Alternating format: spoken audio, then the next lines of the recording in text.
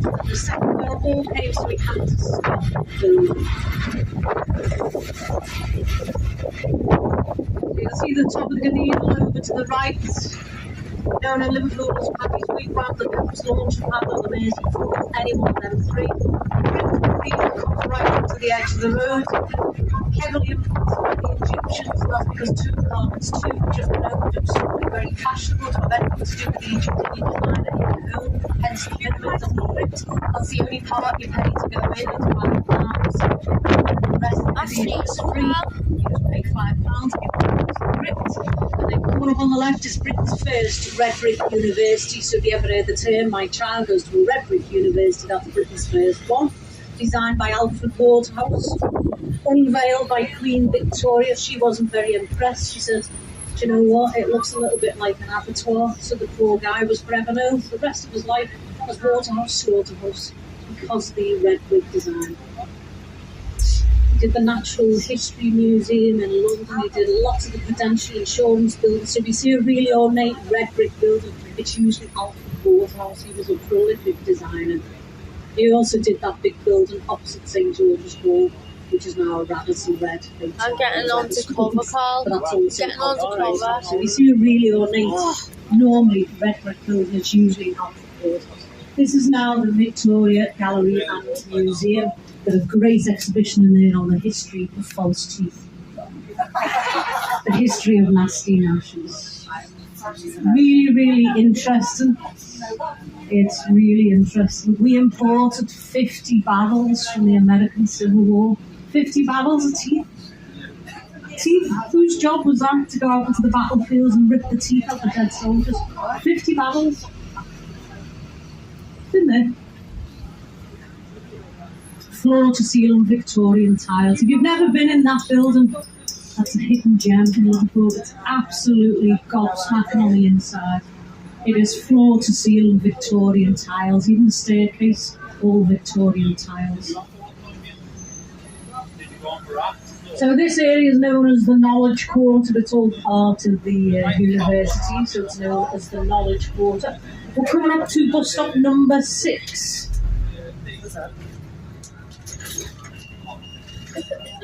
So after the Second World War, they went back to Edwin Lutyens and said, listen, we can't justify building the largest cathedral in the world. Plus, we haven't got enough money left in the pot to complete your design. Could you possibly make your design a little bit smaller? Edwin Lutyens said no. So the top of the cathedral is designed by Sir Frederick Gibbard, who was a Scottish Presbyterian. Now, the Scottish Presbyterians believed and everybody was to pray together. No one was to be above anybody else when they're praying, so there wasn't to be like a higher altar. So that's why it's this odd shape, because the altar's in the middle. Everything's the same height. The top is meant to represent the crown of thorns on Jesus' head, over 12 apostles, and there's over 22,000 pieces of stained glass in that top section, including 3 white pieces of glass, which represent the Father, the Son, and the Holy Spirit. The bell tower of the cathedral had to be put outside the cathedral because the vibration of the bells would have broken the glass in that top lantern. They're named after the 4 apostles, Matthew, Mark, Luke and John, but in Liverpool there's 4 of them, so we call them John, Paul, George and Ringo. This was originally Liverpool's largest workhouse on this site. The Catholic diocese bought the site off the workhouse. When they bought the site, they promised the workhouse that they'd use the workhouse bell. So the big bell on the end is actually the workhouse bell. That's the one we call Ringo because he's slightly out of tune than the other 3. We don't like him in Liverpool, Ringo Starr. He was on Jonathan Ross, and he said, Jonathan Ross said, what's the best thing to come out of Liverpool? And he said, the road come out. Yes, he did, didn't he? He did apologise, didn't he? But too late, mates, yeah, that's what everyone's too late. He came back for the capital culture, and they had to stick him in a ship's container on top of the St George's Hall, in a ship's container with like plastic front. Looked like an ant playing the drums. He'd have egged him, yeah, or shot him or something. Okay, so as we get to this junction, if you look slightly to the left, It says font. That used to be Maternity Hospital. That's where John Lennon was born on the 9th of October 1940s. So there is a little plaque on the wall at the side. That's the birthplace of John Lennon. So he would have been 82.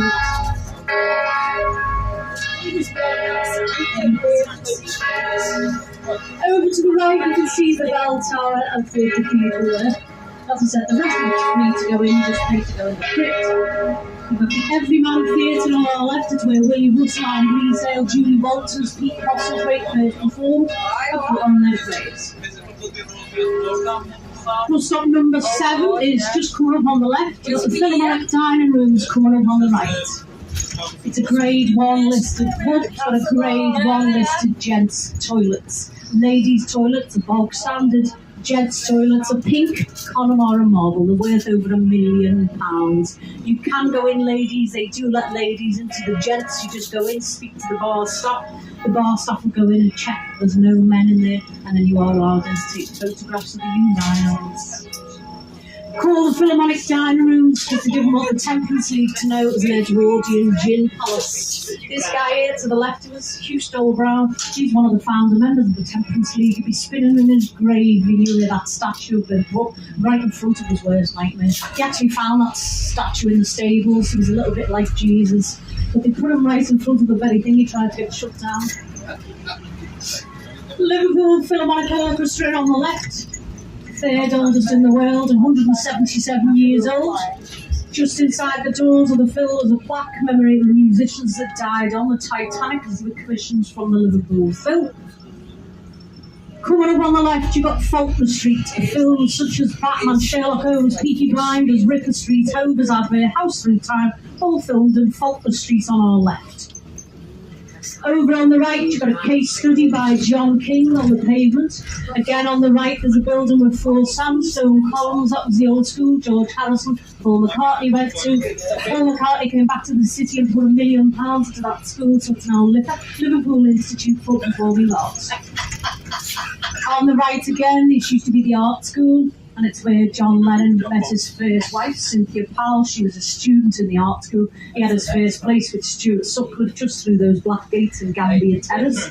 John Lennon once said the worst thing about being famous is you can't get the fill anymore for a quiet pact. Coming up to bus stop number 8, you've got the 6th largest cathedral in the world. It's got the highest peal of bells, the highest Gothic arch, the largest single stained glass window. It's also got one of the heaviest bells in the world at the top, known as Great George.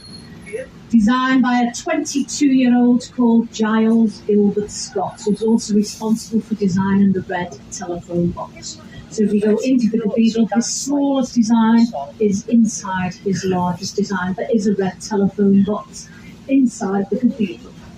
Actually, his smallest design was a pipe rack. Pipe rack, red telephone box. So it's the 6th largest in the world. More importantly, can you see that brown skinny stick? It's just on the left. You see it in the middle of the grass? On the left. That's by Tracy Emin. That cost us £60,000, not a penny change. It's supposed to be a Roman staff with a heraldic eagle at the top. We call it chick on the stick. That's exactly what it is. 60 grand, no change. Yeah, it's been pinched twice by students. She doesn't appeal on the radio when it comes back again. The council got ransom notes to get that bid back. Last time it was pinched, it went up to Scotland and it features in a song and it's called £60,000 worth of S. Yeah, that's it. And in the chorus of that song, they keep hitting that bird with the drumstick and it goes clunk. I only know that because one of our other guides, it was his mate who stole it, the Scottish students. That's a bird. Isn't that fabulous? You'll all sleep tonight now you've seen that. It's wonderful. Anybody fans of Peaky Blinders on the bus? No, yes. When he buys his sister the posh house in London, second one in on the left. Straight after the scaffolding. It's not in London at all. It's in Rodney Street. This is Liverpool's equivalent to Harley Street. Number 86. That's the posh house he buys his sister in London.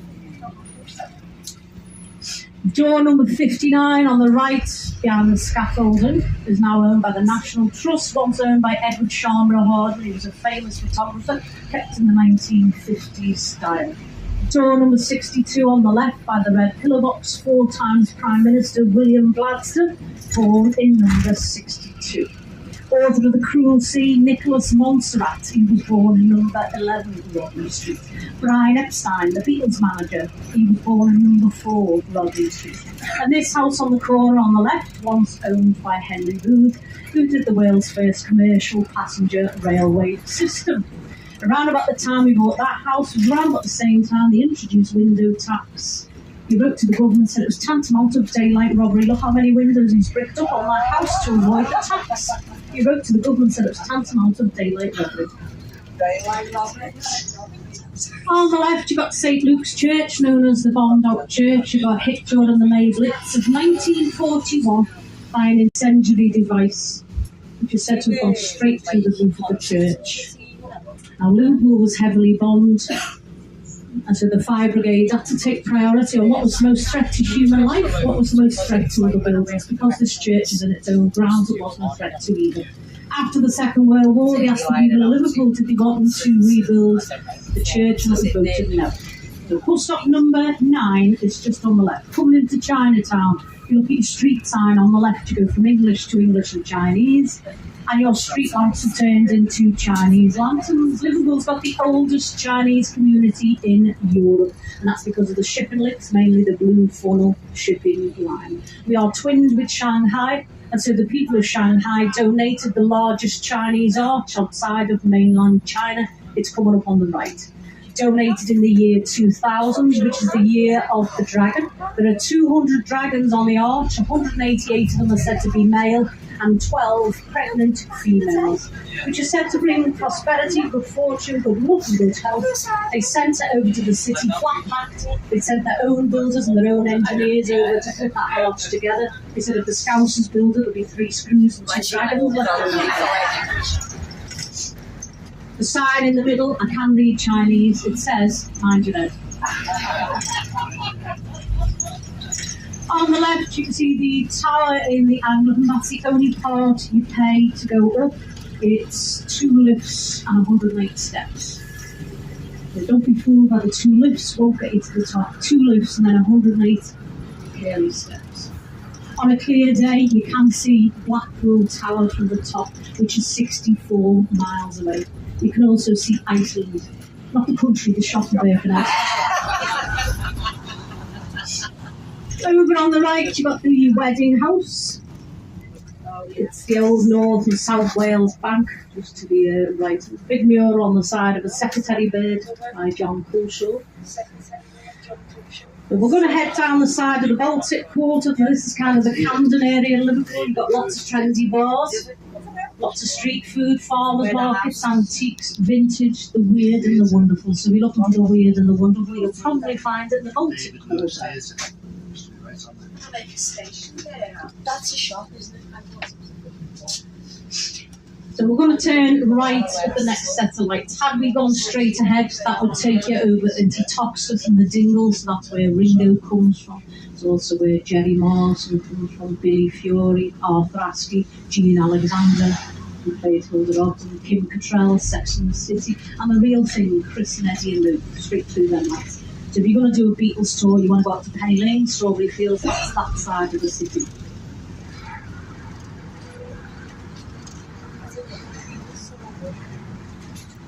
Our next Beatles tour is 1 o'clock. And you can get a cheaper ticket because you've already bought from us, you've already on this bus, so you get a cheaper ticket. Coming up on the left, you've got Keynes' Brewery. Started by an Irishman called Robert Kane. Came over from Ireland to escape the Irish potato famine. When he came over to Liverpool, he didn't have a penny to his name. He was absolutely skint. He must have been really nice looking because he ended up marrying the mayor's daughter. That was the wedding present of the father-in-law. Most people get a toast rack. He got a brewery. Did a really good job. He ended up with over 200 different pubs. Closed as a brewery in 2013. He's just reopened it again. They are brewing again.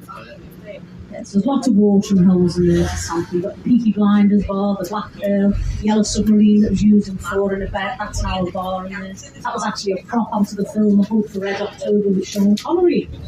That's now a bar in there. Heading into Jamaica Street, we're coming up to bus stop number 11. So this is the last bus stop before we go back to the Royal Albert Docks. We've got a statue of Bob Marley coming up on the left. Got a nice mural of Jurgen there. I don't know him personally. I do know his wife. She doesn't really like football. She's more into horse racing. She's a lovely woman, Clippity.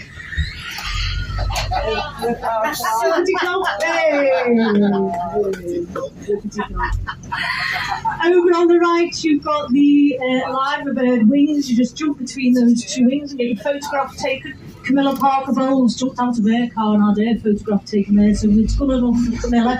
It's good enough for us. Yes, she did. 20% off in the Duck and Swagger as well with your City Explorer bus tickets. Lots of little tiny businesses in this part of the city, and that's because it's a fixed rent. You can't put the rent up. So there's a waiting list of 250 small businesses waiting to get into this part of the city because it's a fixed rent.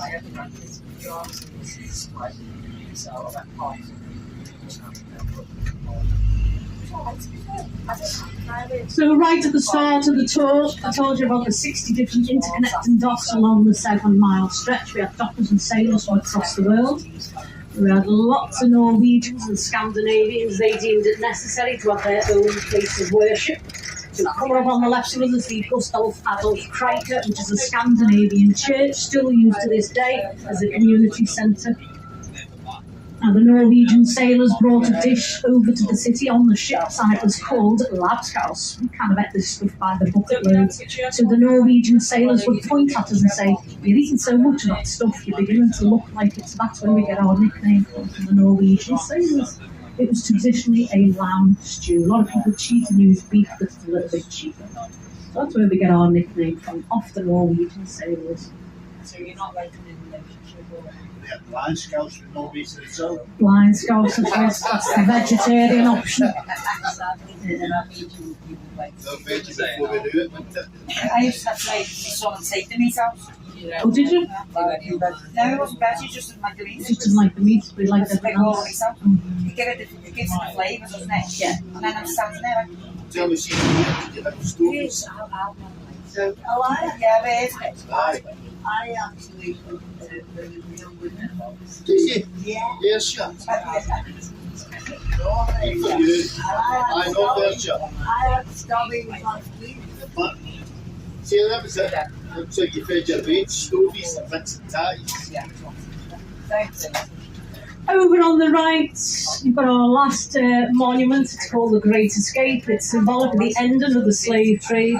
The horse is actually made out of rope, and behind the horse is a slave standing on its tail. So it's about the stopping the slave trade in its tracks. So that's what that monument's for. So the slave at the back is standing on the horse's tail, which is unraveling. So the unraveling of the slave trade, that's what that monument is over on the right. And then coming up directly ahead of us, you've got the world's first fireproof warehousing system, and it's Britain's largest collection of Grade 1 listed buildings in any one place together. It's the Royal Albert Dock. Designed by a guy called Jesse Hartley, he was actually from Pontefract in Yorkshire, opened in 1846. Mainly built of cast iron, red brick, stone and granite. There was no wood originally used in the Royal Albert Dock, and that's because the main import in 1846 would have been cotton. So cotton in its raw state before it went to the mills in Manchester, Leeds, etc. The raw cotton would have been stored here. Liverpool still sets the price of cotton across the world, so we still set the price of cotton in Liverpool. It's now home to shops, bars, restaurants, hotels and apartments. On the right hand side of the dock, You've got the Maritime Museum and the Tate Modern, two really good exhibitions on in the Maritime. One is all about the Titanic, the other exhibition is the International Slavery Museum, the only one of its kind. On the left-hand side of the dock, which is the far side, you've got the Beatles story, which is a private exhibition. It'll take about an hour and a half to go around. It's about £18 to go in. As we get onto this bridge, you can look over to the right, at the bottom left-hand corner, you'll see three concrete columns. The rest of them are cast iron. That's where they used to film This Morning with Richard and Judy before his shoplifting days. It's also where you'll find the public toilets just next to those concrete columns. You got Smuggler's Cove on this side of the dock. They were in the Guinness Book of Records in 2015. They've got the world's largest collection of rum in their rum cabinet. 161 different types of rum. Chocolate rum is to die for. Chocolate and alcohol in a glass, what could possibly go wrong? We're coming up to the end of the tour. If you're leaving us here, please leave us a little review on TripAdvisor. If you enjoyed your tour, my name's been Viv. If you drive it, is John. If you didn't enjoy your tour, my name's Ethel. And there's a little tip box by Ethel downstairs. Enjoy the rest of your day. Enjoy the rest of your stay.